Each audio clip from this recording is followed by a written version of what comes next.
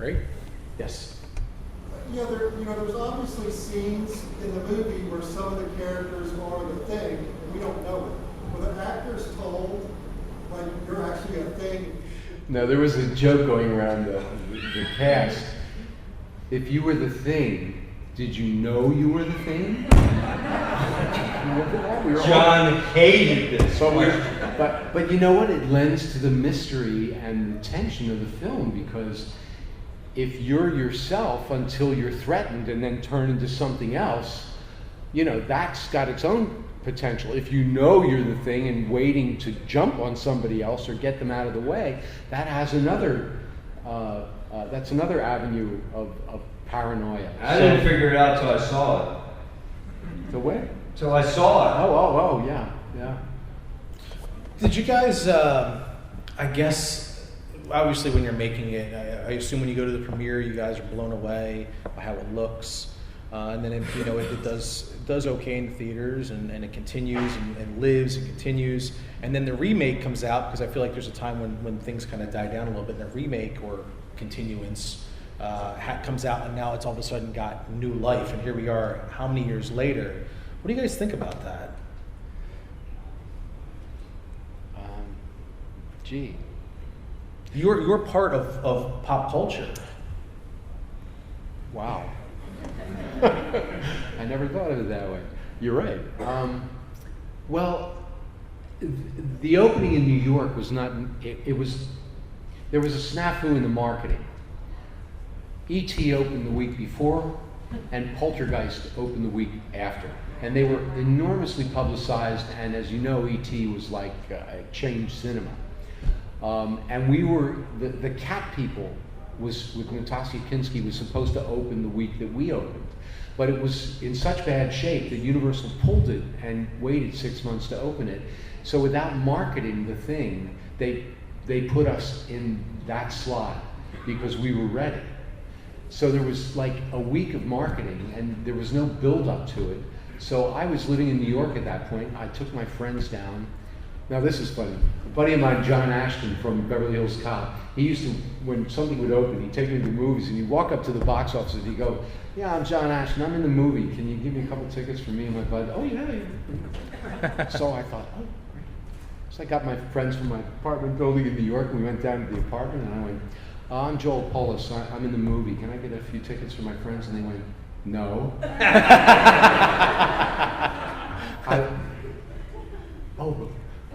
I reached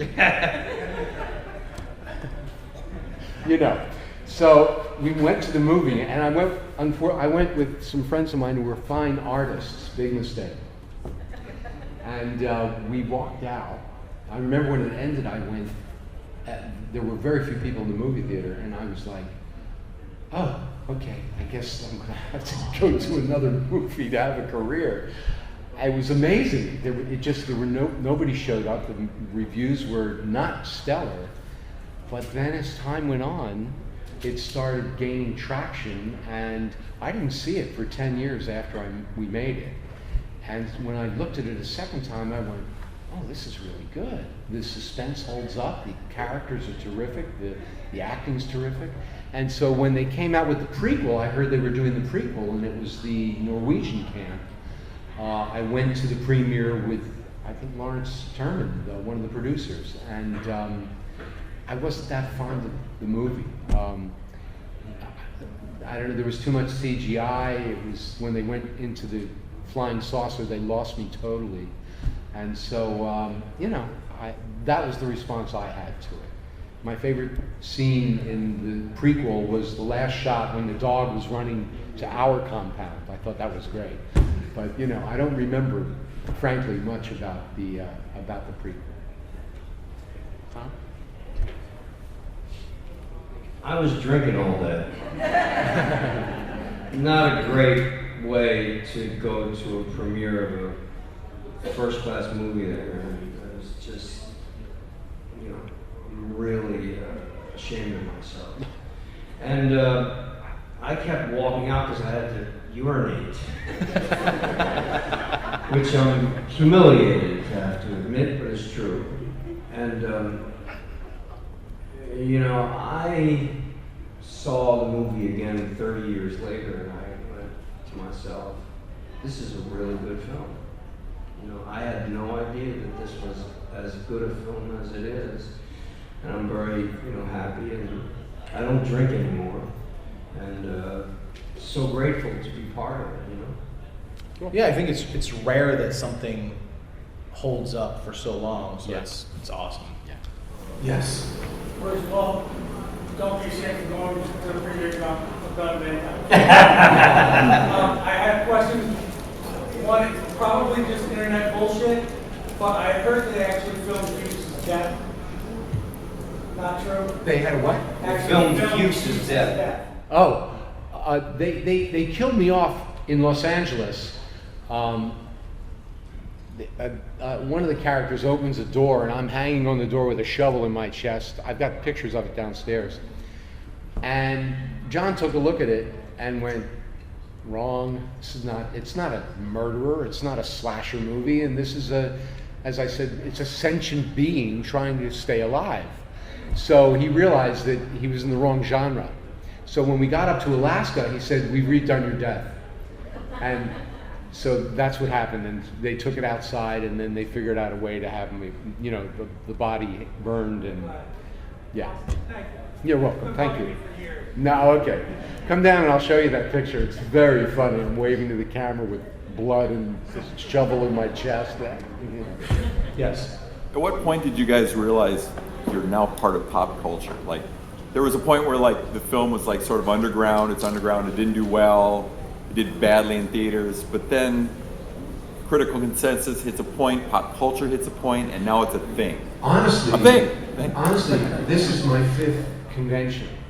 The first convention I went to was in LA. Tom was there, and I was sitting next to Big Bird, and it was what And I realized that at that point that this had taken on a life of its own. I wasn't really paying that much attention, but that's the moment I realized that it had taken on a life of its own. It had a very devoted and fan base, and started getting really fun for me. Yeah. I just realized it now. And no action figure yet. Either one of you. Action figures? You have one yet? Wow, now that would be, boy. They better hurry up. We're dying off now. I feel like HBO or cable channels that were more important when there were less channels played a big part in that by keeping it alive, by allowing people really? to continue to see it. Absolutely. Uh-huh. Yeah, questions? Yes. Was there any kind of conjecture or theories among the cast and crew about the ending? Like whether, which one of them was the thing or anything? Did you ever hear Carpenter or Russell talking about that? Oh yeah, there were long discussions about it, and they didn't know what they were going to do until the day they did it, and it was still in dispute all the way up to the end. I think they wanted to set it up for a sequel. They shot 2 endings. Right. And one of them wrapped it up neatly, and John thought, life isn't like that. Why don't we just sit here and wait a while?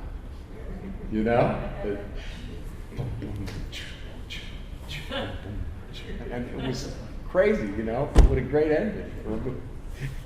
Yes. Can you share with us what that wrap-up was? What? The wrap-up. Wrap-up. The Oh, neat. As to who really was I don't remember. It was Keith David and Kurt. Yeah, I remember. It just was a different scene. I don't remember what it was. Maybe one of them killed the other or something I like think that. that's what it was. Maybe one of them killed the other. We don't know. But I like this ending much, much better.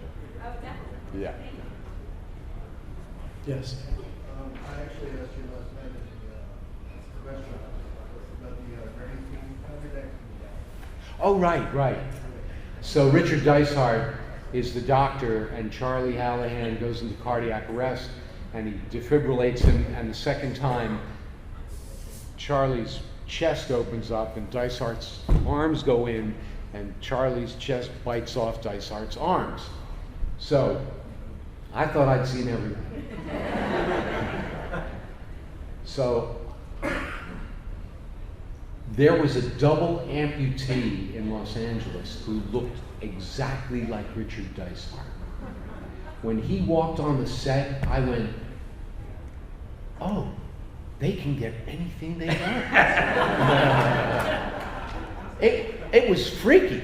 They make him up like Dysart, and what they did was they put these prosthetic limbs on him, and he went like this, and the chest opened up, and so when they did that shot, they came back, the mouth closed around his arms, and this man, they had him slightly to the side so you didn't see his full face. He went like that, and it pulled off the arms, and they had him rigged so the blood would spurt out of him. You know, I almost passed out. It was so crazy. But I saw that double of Richard, a double amputee. How many jobs does he get? You know? It's wild, just wild. Anybody else? Yes. Come on. Windows. Yes. You couldn't get a signal. What the fuck? Was it drunk or high?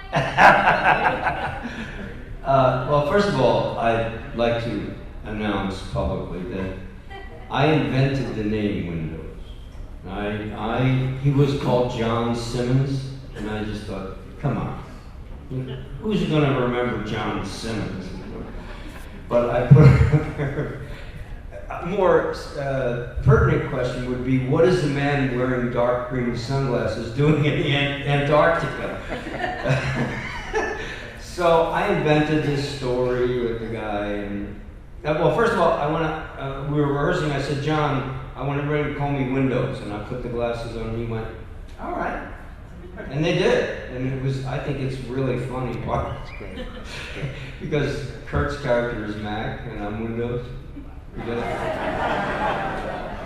Anyway, we couldn't get a signal. I assume it was because what happens up there frequently are what is known as whiteouts, and everything, you know, is just dead. Did you guys hear the story about the bus going off the trail? No, tell it again. Even if they have, go ahead and tell it. It's a true story, and it's kind of astonishing, you know, and it'll answer also your question about Kurt Russell. So the whole cast and the crew were driven from Prince Rupert to Stewart. We stopped halfway. Right, and we're driving up these long, winding roads, and a whiteout starts, and we're all partying, you know, it's like we're kids at school, you know, and all of a sudden, the driver loses control of the bus, and it slides over the embankment. So, you have to understand, we're looking down hundreds of feet of ice and rock. We would be gone. The whole cast, the whole crew, gone. So everyone freezes. And Kurt goes, he was in the front of the bus, I was in the back, he goes, okay, nobody move. Nobody move. He said, okay, start from the back, one at a time, and crawl out. So we gradually, this was really scary. I sobered up real quick. And we got off, and then we got behind the bus, and we pushed it back on, and we made it safely, and there was John Carpenter waiting for us at 5 o'clock in the morning to shake each of our hands as we got off the bus. That's the story. Now here's my version of the story. We had dinner in Prince Rupert, and we were driving from Prince Rupert to Stewart, British Columbia. It was a really windy road, mountainous, as Tom said, precipitous drops on either side. Everybody fell asleep because we had dinner, and we had been, you know, had a glass of wine or something. It's like 3 o'clock in the morning, and we're all asleep, and suddenly I hear, slide! And the driver had yelled it, and the bus was sliding toward the hills, the mountainside. So we all get awake, and he gets control of the bus. Now, if this was a movie, you would cut to all 12 actors crowded around the driver as we're now creeping through the snow. The snow was falling like crazy, and it was getting deeper and deeper. There was a motel or a restaurant on this road, And as we got off the road to go into the lot, it ascended, the road ascended, and the bus got stuck because they couldn't get the traction because of the snow and ice. So we all got off the bus and actually pushed it until it got going, and then we went in and had a little snack before we continued to Stewart. Take your pick. I remember like it was yesterday, and I have a really good memory. But that's okay. Joel's a great guy anyway. Life is what you think it is. There it is. I think you know what I appreciate, and I host a lot of Q&As, is when I see you guys thinking about what had happened in certain times on the set, you both get a certain smile on your faces, and it truly shows you guys really had a great time, and I think that's awesome. Tom was doing a play with Al Pacino off Broadway on Bleecker Street, American Buffalo by David Mamet, and when I got cast, and when he got cast, and I went down to see him do the show, and he's terrific. He's a terrific, terrific actor. And I went backstage afterwards to introduce myself, to say we're going to be doing this movie together. And he went, oh, great, great, great. There was some girl he was chasing at the time, so I didn't see him after that until we got to Los Angeles. But then Keith, who was also at Juilliard and living in New York, and Tom and I, we kind of bonded. And here I am 34 years later, and I think of Tom as family. I'm sure I was chasing a girl. I can pretty much guarantee you that. He was. And we had a great time on this film. I mean, it was just really fun, you know. Yes. Another question. Tom, in the scene where you guys are all strapped to the chairs, where they're trying to figure out who's the thing, was that you? Was that you that actually they swallowed up? Yeah. So how did you manage that? How did you feel? I was in very good shape despite my extracurricular activities. I was in very good physical condition, and I said, John, you know, I can do this. And he's like, are you sure? I said, yeah. So we shot all day and late into the night, and it was exhausting, being lifted up and banged around. But you know, I thought it really helped the movie. I think it looks real, you know, but it's my bottom half. And on display there, and you know, John is the type of leader that, you know, he gets the best out of his people because he makes you want to do it. He has that indefinable quality of you wanting to get his approval, and he doesn't say that, he doesn't announce that. He's a very shy guy, actually, but he creates that environment on the set. Yeah, that was me. Well, I'm sorry. Did you have any hesitation about doing a physical? None whatsoever. None whatsoever. I don't know why. I mean, if I had to do it today, I might think about it. And that was me with the fire extinguisher. I did that myself.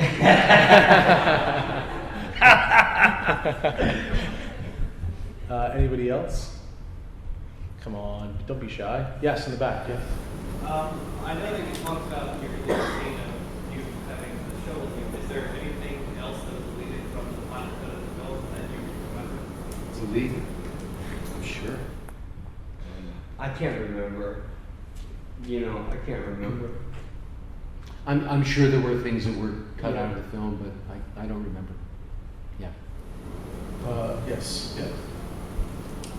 With the thing, most of the effects are practical, and so as actors moving forward after the thing, were there things you learned about working with practical effects on the thing that helped you later in the film? More steam. More rubber and steam. Will Brimley would, you know, sort of make fun of the circumstance by going, more steam, because they had to keep pumping steam into the room. And you have to react, you know, you have to, in your imagination, you have to make it what it's supposed to be.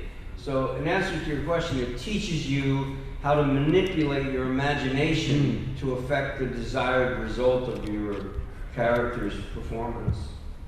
For me, this was my first time on film, so it was completely new, and I was scrambling for the first couple weeks to see if I was too big, too small. I mean, I was changing stage technique to film technique, which I was never taught. So I learned an awful lot during the filming of the movie. Yeah. Yes. Talk about working with the dog Jed, what that was like. Well, Richard, who played the dog handler, Mazur, he was told to take it easy and take his time, and he spent a couple of weeks with Jed, the dog, which was half wolf, very well trained, so that Jed got to trust him. And it was a sweet, and there was a backup Jed. There was another animal that looked like it, but the dogs were just gorgeous, beautiful animals, and they were very well trained, and they added enormously to the film. It's wild. Clint, the dog wrangler, he would say to the dog, walk down to the end of this hallway, look left, look right, and then come back. And the dog did it. Yeah. I mean, I think if you asked that dog to paint a painting, Story than the original. I know earlier you said John Carpenter had you on the original, but did you guys have any insight on that? Did he have you read? Yeah, if you read the short story written in 1939 called Who Goes There by Campbell? Douglas Campbell? John Campbell. And Bill Lancaster took the script. He didn't use the Howard Hawks script. He went back to the original short story, which is the men in the Arctic facility. And so John went back and with Bill, and they wrote the script based on that story, which is much more true to the original story. And like I said, the Howard Hawks film, there's yap for half. It's interesting, and Margaret Sheridan is divine in this. You know, she's charming and funny, and what's his name? Ken Toby is like a stick. You know, you got to get out there and do that right now. Oh, don't talk to me like that. Yeah, I mean, you know, it was crazy, but very engaging film. But our film went back to the original, and it's a new piece. It's of itself. You know what I mean? Yeah. We're gonna be wrapping it up here, but guys, if you look back, what is your fondest memory of this film for each of you? I was on the Universal lot with the guys, and we were hanging out. Sometimes you sit around on sets for hours and hours and hours. And Kurt and I think David Clennon bet me that I couldn't pick up the next girl that walked by. And this girl walked by, and I won the bet.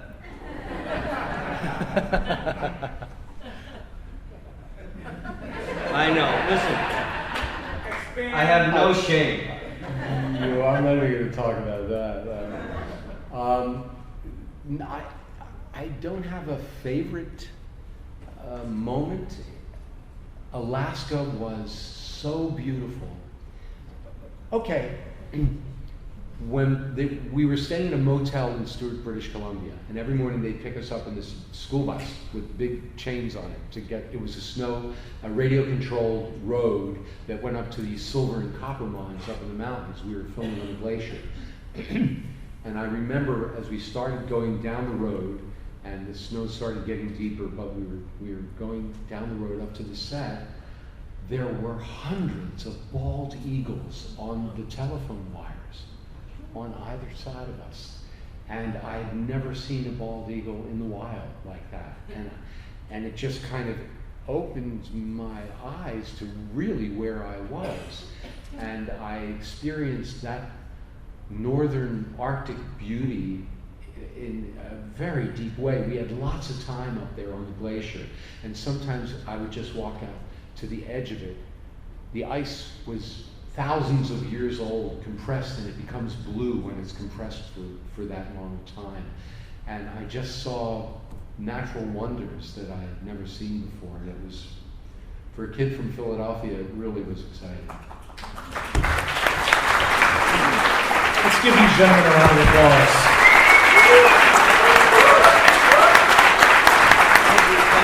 Thank you very much. Thank you. Absolutely.